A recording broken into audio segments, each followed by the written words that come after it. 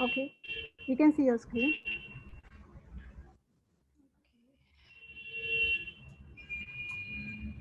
Give me a minute.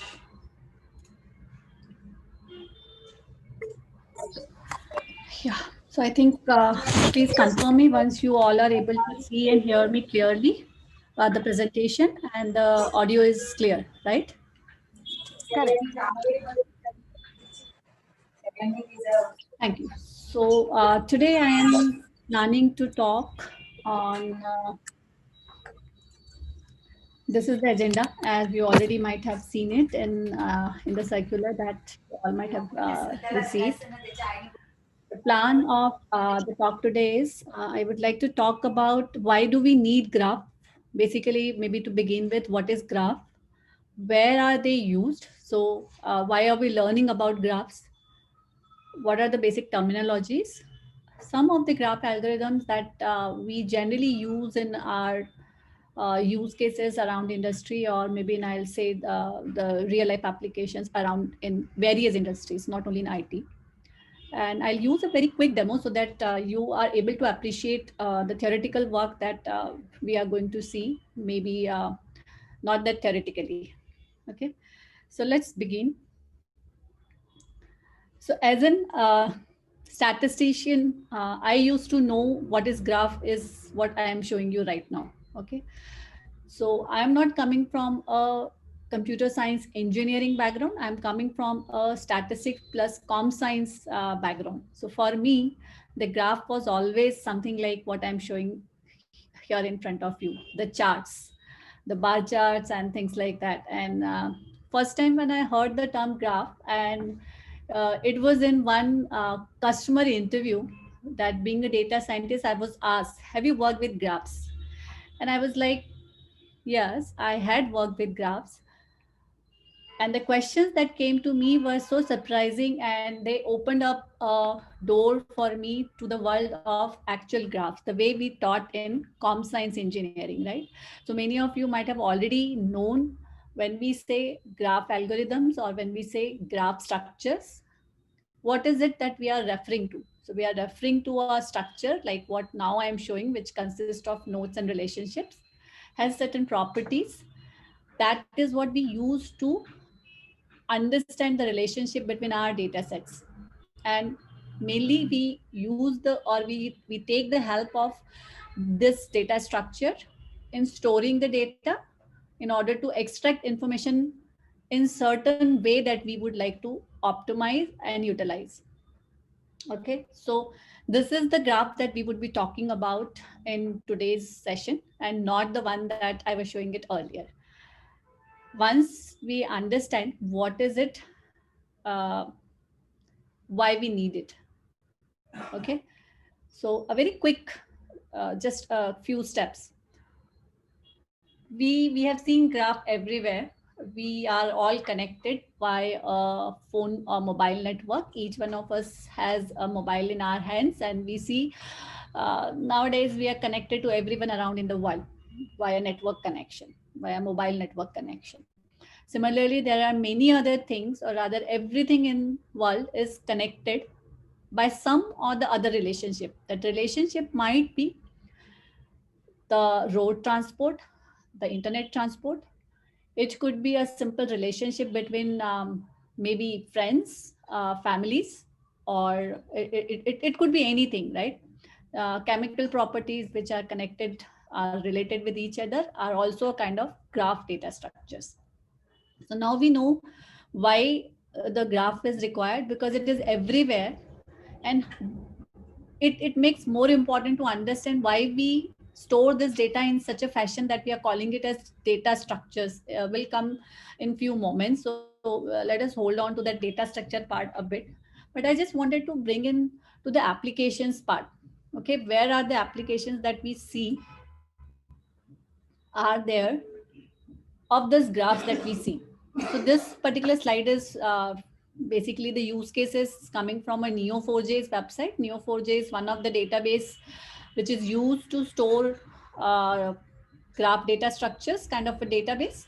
And it is one of like open source available for us as a community edition. So we can make use of this particular along with many others to understand and play with the data structures in order to understand them better.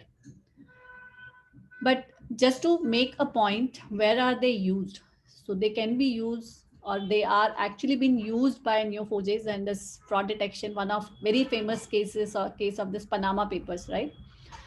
A huge amount of corruption instance was leaked by using the network structure of the graph relationships.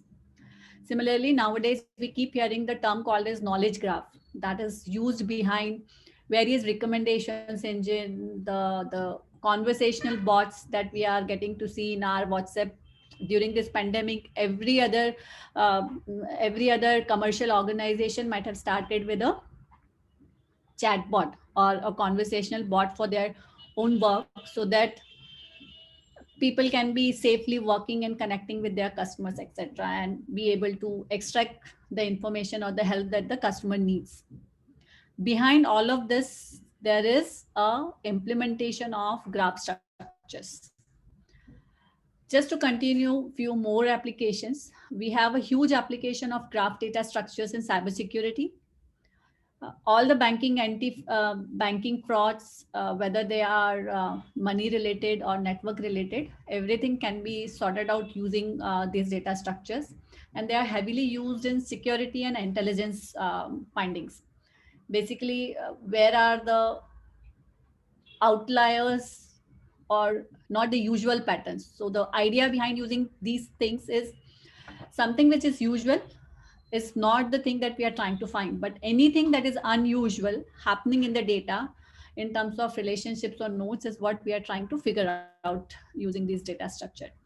Few more applications. Nowadays, the biggest one is customer 360-degree. All of us are using Office products, and we know how easily the Microsoft has started integrating information from one source of tool to a different source of tool. And by connecting all of this, we see that the lot of information we are able to extract, which we were not able to extract otherwise. Apart from that, I have seen the usage of data structures or graph data structures heavily in healthcare industry. One of the example that during this pandemic, everyone has seen the spread of hotspots, how the pandemic is moving from one locality to the other, and what are the chances of it getting spread, right? Heavily they have been used behind the scene, mobile networks, as well as the hotspot kind of a thing that to curtail a particular area from spreading it further. Apart from that, they are used in finding genomics. So rather, not only genomics, multi-omics data set is being used using the graph data structures in pharmaceutical industry, where huge network of drug-drug interaction, protein interactions, and genomics data has been actually analyzed using graphs to scrutiny and filter, basically rather narrow down their scope of the work under which they are going to pursue their research further.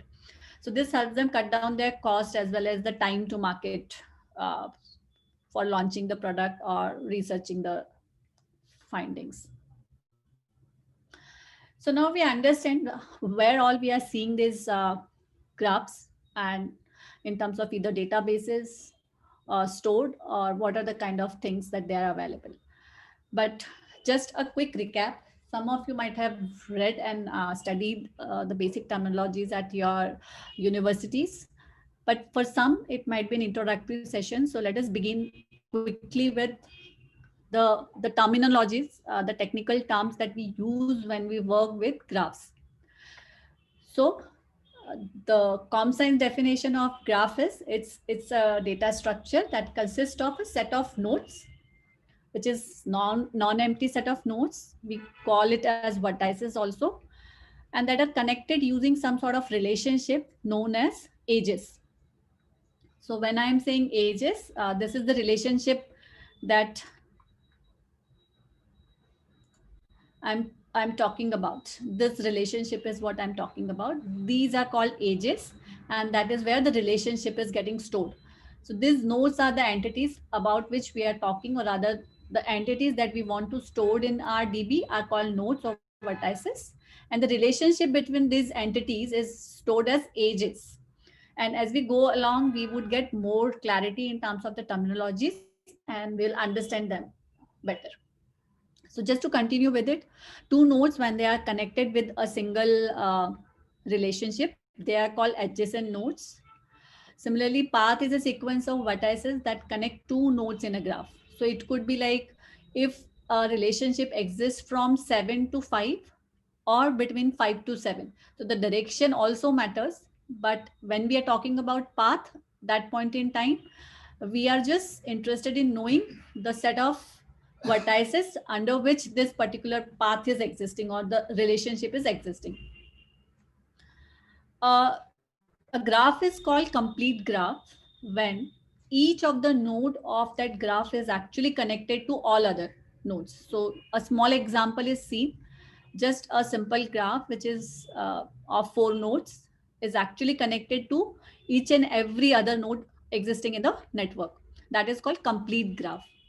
So I'm going a little faster here, assuming that these are very basic terminologies that we just need to brush up in order to get to the actual concept so that we understand them better. Just to continue with that, here I'm showing 2 graphs. The first one is called connected graph. Here we can see all the nodes present in this small network are connected. So none of the node is left alone. Rather, in the right side graph, we can see that there are 3 disconnected graphs. Okay, so though this is one graph structure, but it consists of 3 disconnected components, subgraphs. They are not connected to each other in terms of all relationships are not covered here. And this kinds of graphs sometimes create difficulties when we go and use the algorithms, because this disconnected or disjoint nodes which are left alone sometimes are left behind while we calculate some of the things using different algorithms.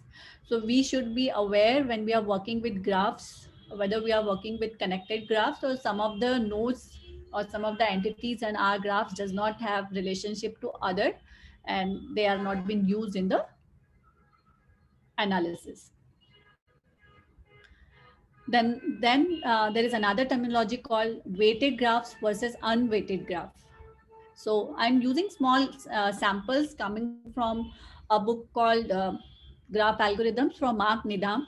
This is a book that I'm following for this talk, and most of the examples are from the same book. I'll share the link towards the end of the session. So what is the difference between our unweighted and a weighted graph? Now, in order to understand that, probably an example is a better thing. So if we understand that road network, we know the road network is would be a good network with weights as in distance between two particular areas if we are talking of a city. So if the distance between two areas, maybe area number A, area number C and B, we can see that the distance required to travel from A to C is what mentioned at the edge. That is what we call the relationship is weighted. But if that is not present and we just know that there is a route from A to C, but we don't know how much distance it is, then it is called unweighted graph. These weights are very important when we are doing some of these algorithms.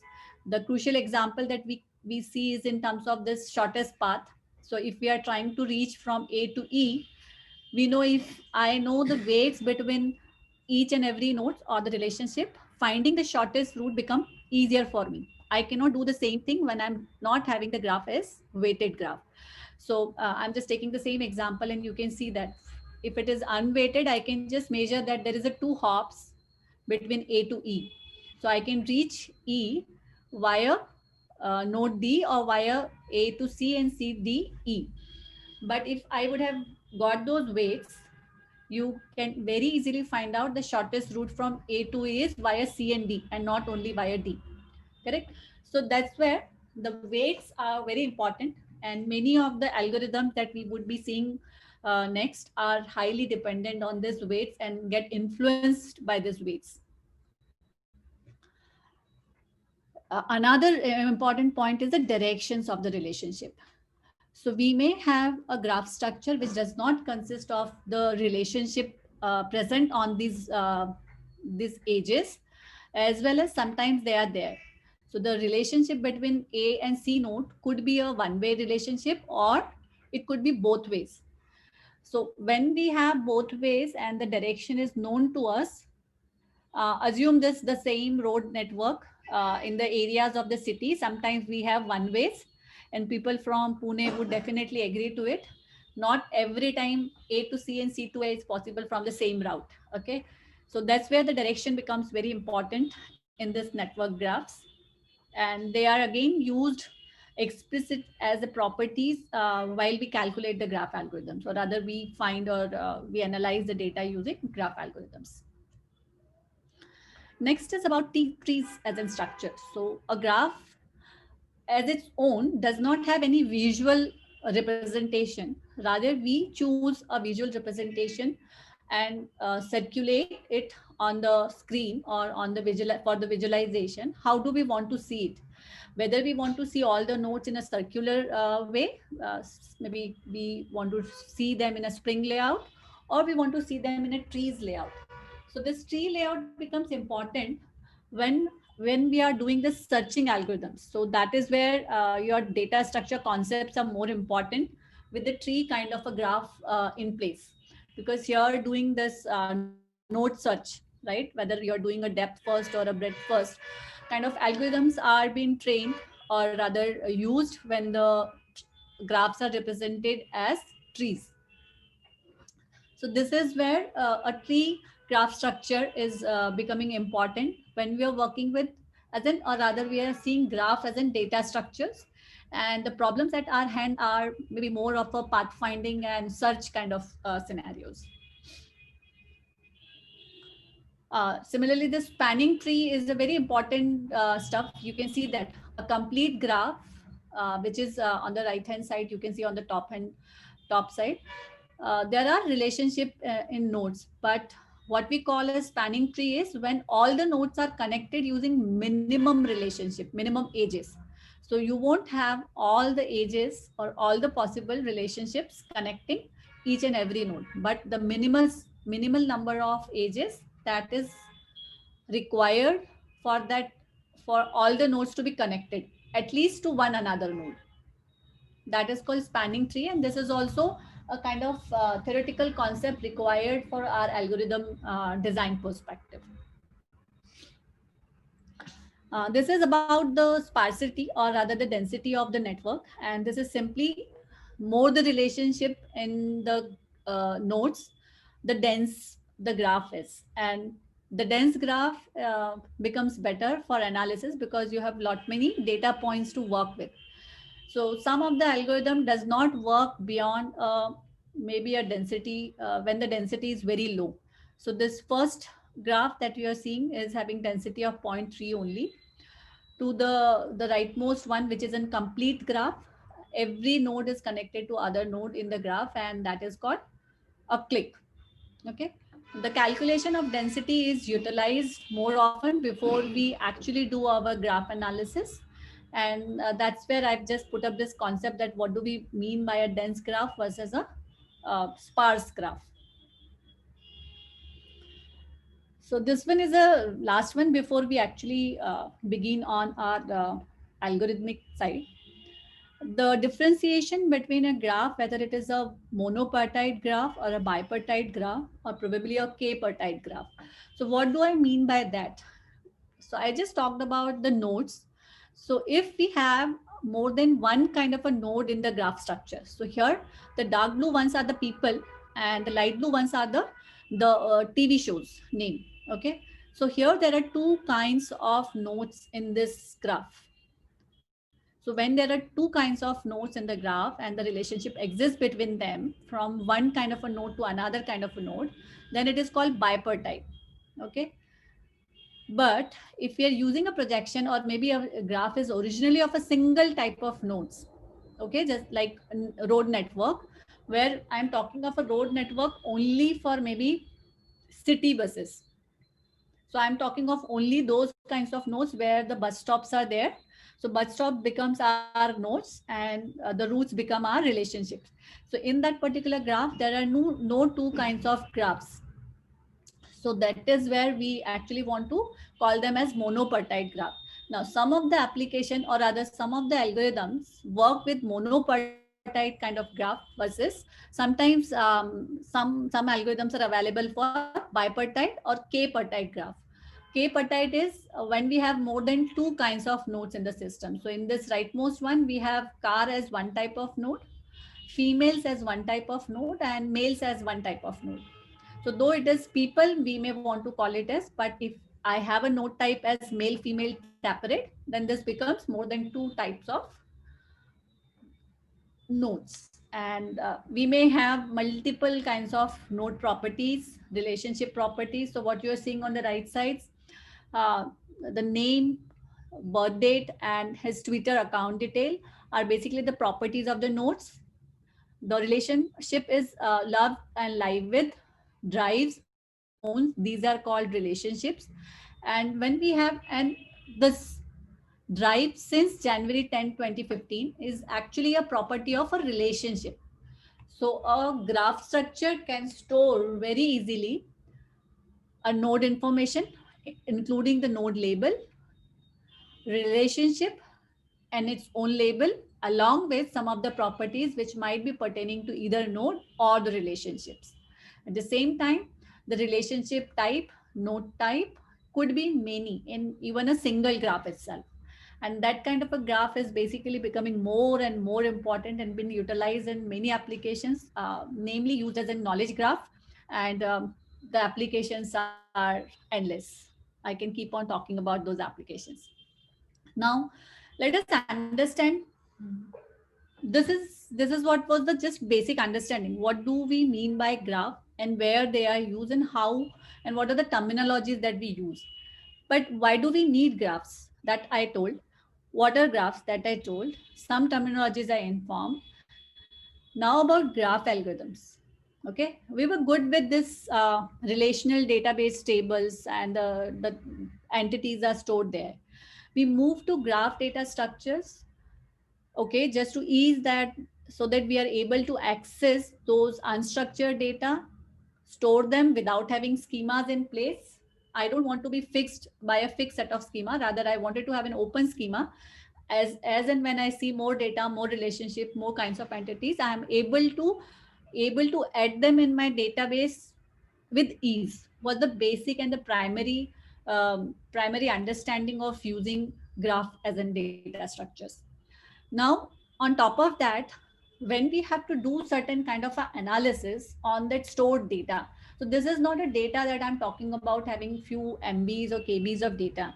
Generally, this is huge data sets, databases that we are storing. And in this, we might just want to analyze our data using some basic queries and versus an algorithm.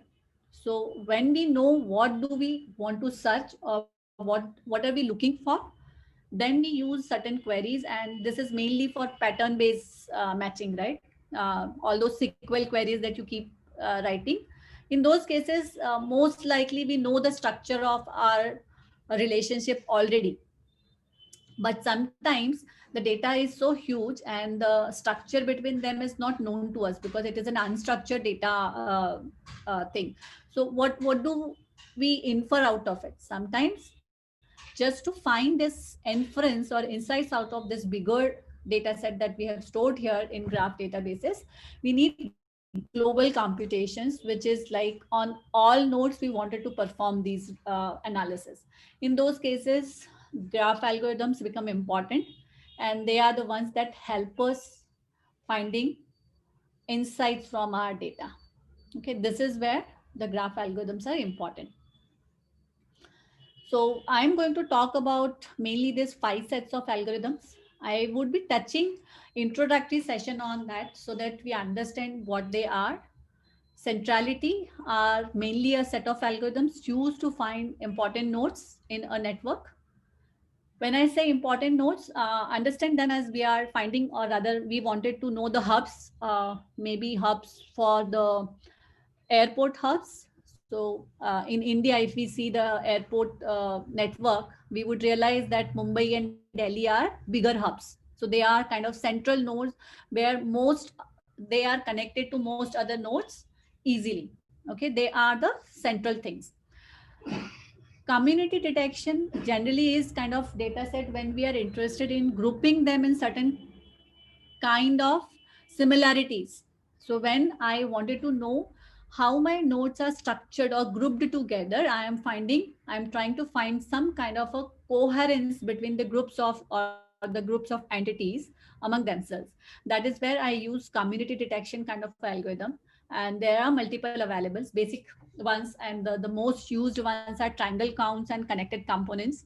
These two are even used just to uh, precursor as a other algorithm. So like I was just mentioning, right, those singleton nodes, if they are there, they create trouble in finding out some of the relationships later. And in order to find that, we use this strongly connected components or weakly connected components. So on the left hand side, the figure that you are seeing is actually a cluster graph cluster algorithm work on the network of airports. So this is a transport clusters, how the relationship are existing based on that. So it is not geographical comprehension that has been done here, but we might have used, or rather the user might have used some properties while they have grouped this into clusters. Now next are similarity algorithms. They are generally used to club or find similar node. So they are generally used on node similarity, and one of the most useful application of it is recommendation. So I'll just take the example next. And this pathfinding ones are the ones that you are going to cover, or you might have covered already in your um, university exam. That's what they teach there. And they are kind of basic algorithms for data structure that we begin. How do we find shortest path or those kinds of work. And link predictions are one where basically we are trying to find a connect in future. So between two nodes there is no relationship exist as of today, but I'm trying to predict in future if there is a possibility of, or there is a probability of having any connection between two nodes. So that is where link prediction algorithms are essentially used. Let us move further, and we'll go one by one on each one of them. So this I think I have covered pathfinding and search. The below are two examples, breadth first and depth first, and above are pathfinding. So shortest pathfinding or minimum spanning tree that I have talked about when I was talking about the network.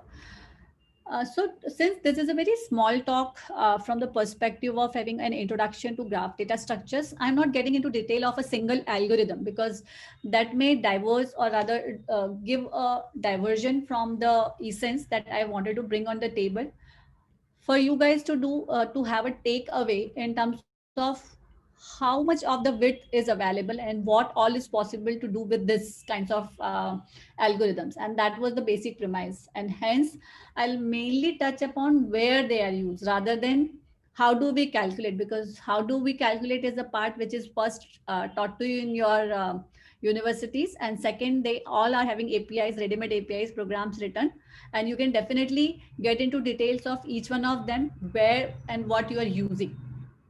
But this is where most often the interviewers are going to ask you questions. Okay, this is the most generic set of algorithm, and the interview questions are generally going to come from these 5-6 algorithm that I'm mentioning here and their variations.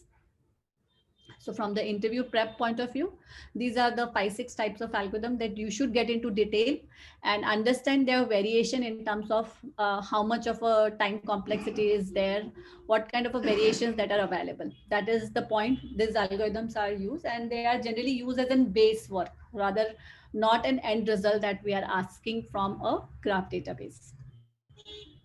So I've just mentioned here some details. This was one of the use case in finding a shortest route between from one point to the another. This is one application available on GitHub. Uh, where people have used pathfinding algorithms to find a whole network structure. Now this is very common. This is an old work that I'm showing here. Now we know that Google Maps and other things we are using. So that was about from the interview perspective. But from the use case perspective, now the three sets of algorithm that I would be talking about are more important, out of which the most important is centrality algorithms, because in any networks, the first thing before we start our analysis, like for any analysis, we first begin with exploratory data work, right? We start with mean, median, mode, and then spread, etc. Similarly, for graph data structures, centrality algorithms are the most crucial one from where we begin our analysis. So these are the four most common ones: degree, betweenness, closeness, and PageRank. Out of which you might have heard PageRank algorithm. This is very similar to what Google uses before this page search, right? So how a page is ranked when we do a quick search on Google with a single term, what is the logic that is used behind it? So behind that search algorithm, there is a whole of a knowledge graph which has been created by Google, and the basic algorithm, obviously not in that simplest form of what we are going to use here, but a complicated version of the same algorithm is used behind that. So what do you mean by degree? The degree is just see this node A, how many number of connections that this node A has. So the primary definition says only one hop. One hop is all the relationship which are directly connected to node A. So this becomes the central node, and then the surrounding node are the degree that is of this particular node. Betweenness, which is like C. So this is a very this is not a node which itself has a connection, or rather so many relationships are passing by this particular kind of node, but it will have high betweenness because the A and the D node, which is having many connections to itself, the bridge is C. So betweenness is basically a bridge kind of a relationship. If the C is not connected, probably A and D become disjoint, and there is no information flow possible from A to D or D to A. So maximum of the things are happening because of this C, and this is what is a bridge node. Similarly, the closeness thing, which node can most easily reach all other nodes in a graph or a subgraph, is the closest one based on the logic of a shortest path algorithm. The closeness is used. Now, each one of this algorithm has its own way of utilizing where they are used. So when we are kind of finding the hub stuff kind of a thing, we are interested in PageRank, how the information is flowing and what are the bridge nodes betweenness is used, how fast the information is flowing from B to any other node. Closeness is the one which we are wanting to look into. And the centrality, or rather the most important node per se we want to interest, we use degree as an algorithm. So that is what is mentioned here in the slide. These are some of the application use cases I talked about that Google has used it in different algorithms for multiple use cases. And so this PageRank algorithm from Google is a very famous one, and that's why I've just shown some of the examples of it.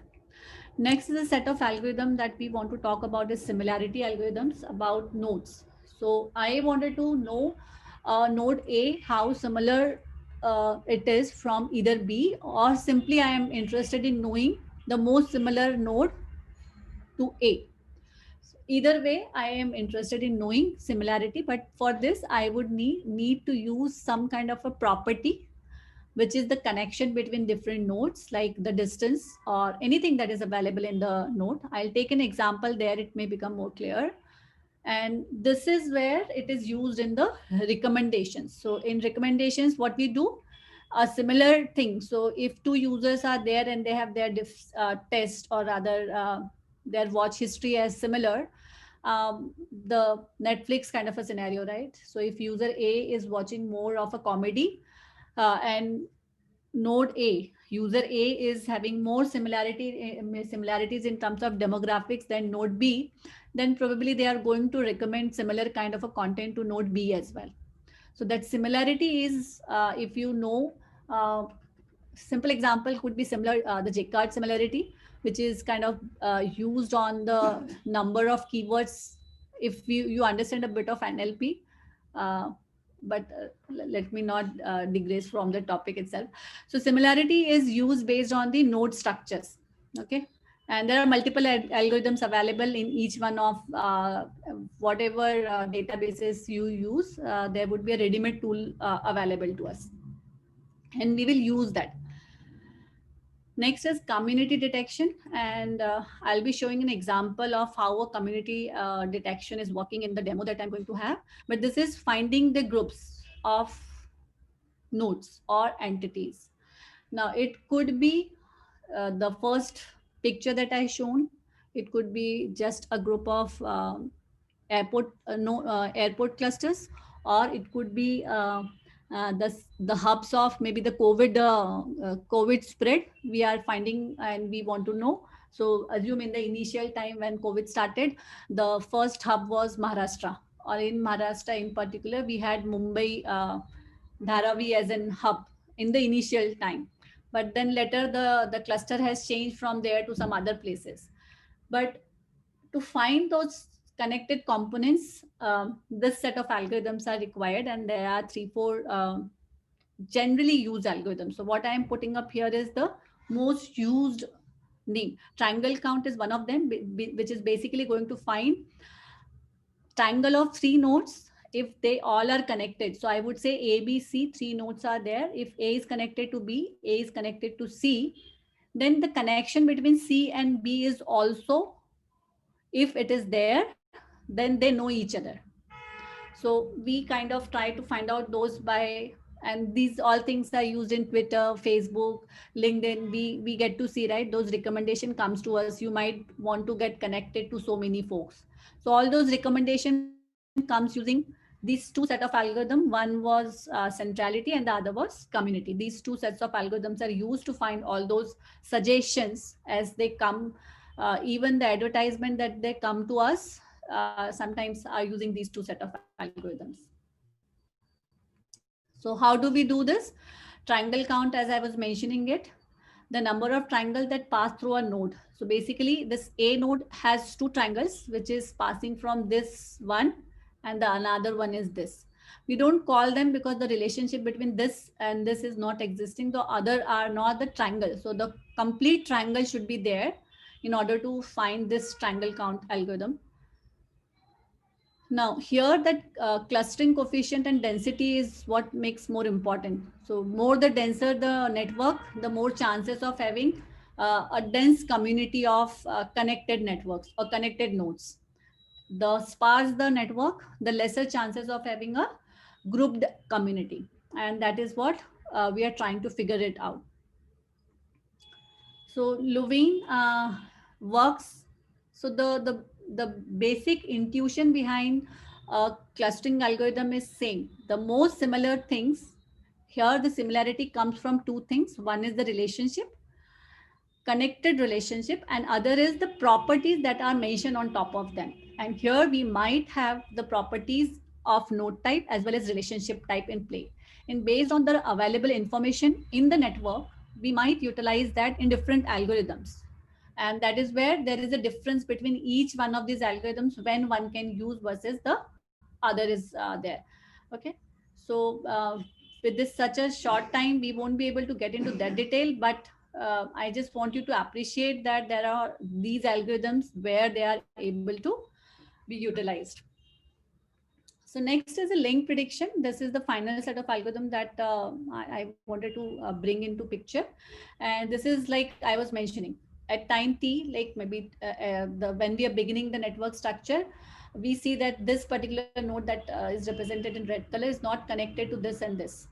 But what we are trying to find out, is there a probability of this node having connection between these 2 nodes, maybe some point in time later. Okay. So that's the idea of finding this link prediction.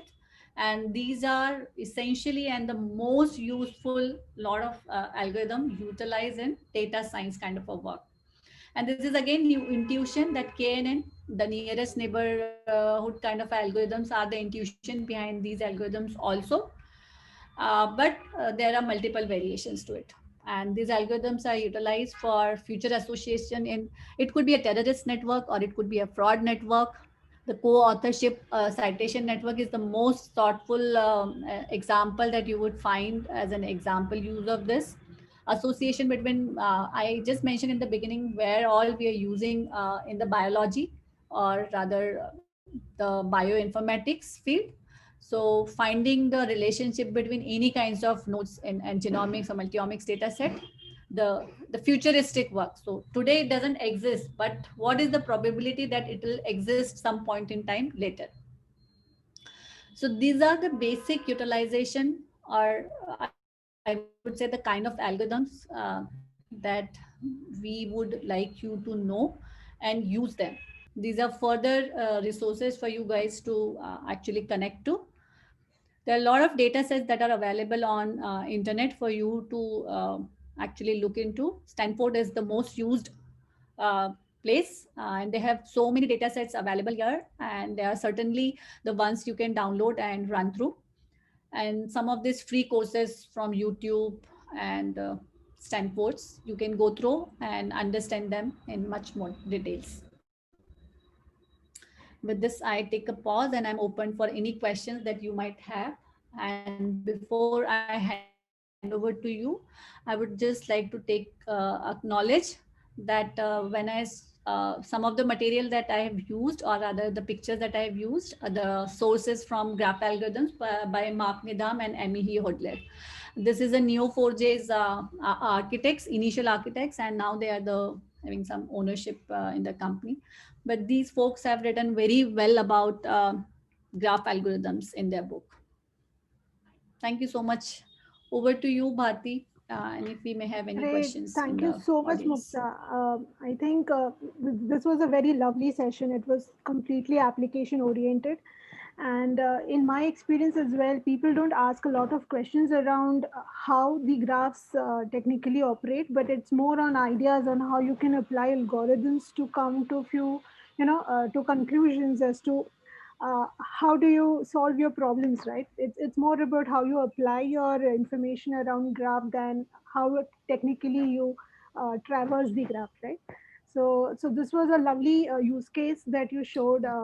I mean, it's really impressive that you could come up in such a short span of time. You could come up with a demo which is so close to the industry, and that you can you brought it into this session. So I'm really very happy around that.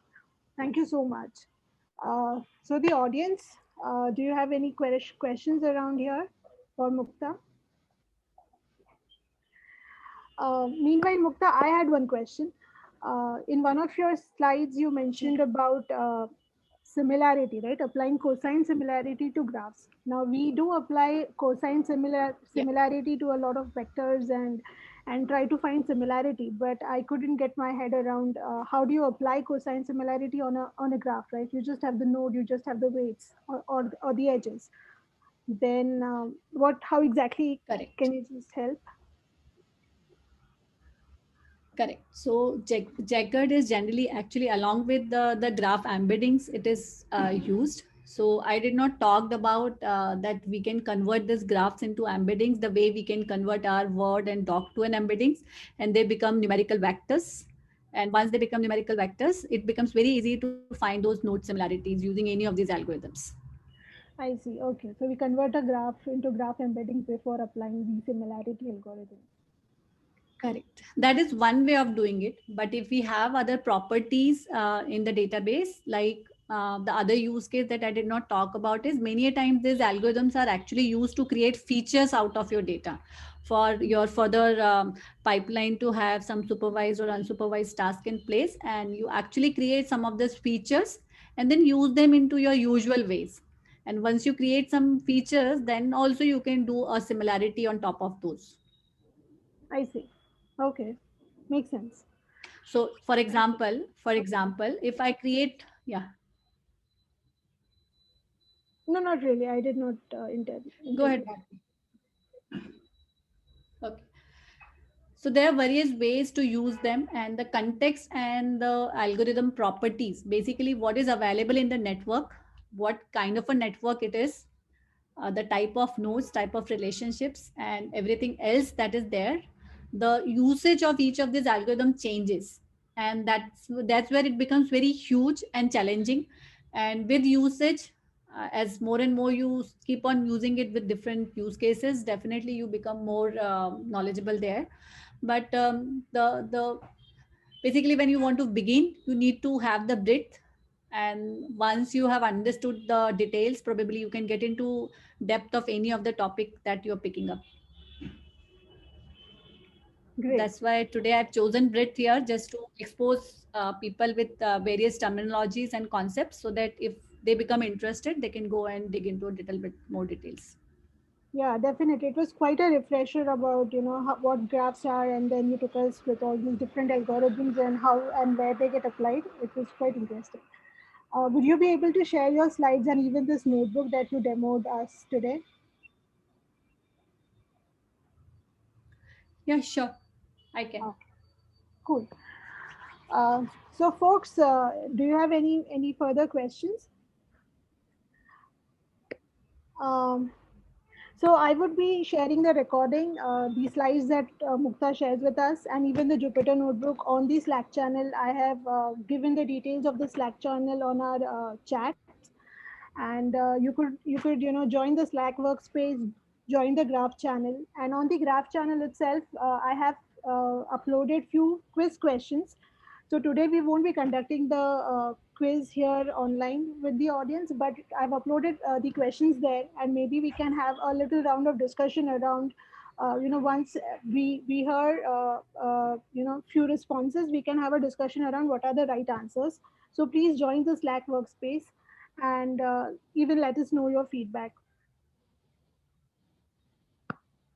So that would be all for today's session. Unless anyone has any queries or want to speak up, please feel free to unmute yourself and let us know here.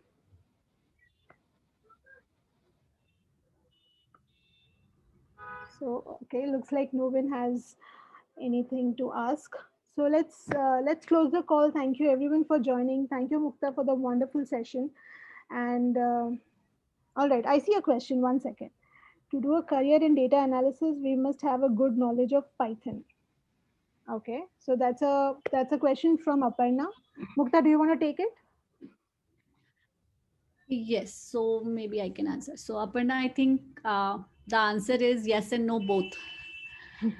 So yes is just because Python is having lot many tools that you can actually start using it because of open source thing. But to begin your career in data science, I would definitely say knowing only a Python language is not enough. You need to have some background in data science as such, and that could be either by your education or an acquired knowledge. Either way, it is fine, but simply being an developer doesn't help. You need to have a neck for data understanding, curating, and then probably and handle over the algorithms that we use. Great, totally agree with that. Thank you. Yes, Yes. thank you. All right, then, folks, thank you so much for joining. And we will be updating all the information on the Slack channel. Please do feel free to join the Slack workspace, even for the future communication. And on December 19th, we have our next session, which would be on trees. And in that session, probably we'll be going more in depth into the how the algorithms operate, because tree will is where we will cover the BFS and DFS and shortest path algorithms in detail. So today it was more around application because it was graph. With trees, we will be more into the technical traversals of trees. So see you then. December 19th. The event is already published, so please do register. And thank you for today. Thank you everyone. I'll close the recording and we can close the call here. Yeah, thank you. Thank you, Mukta and Bharti. Thank you. Thanks and bye bye.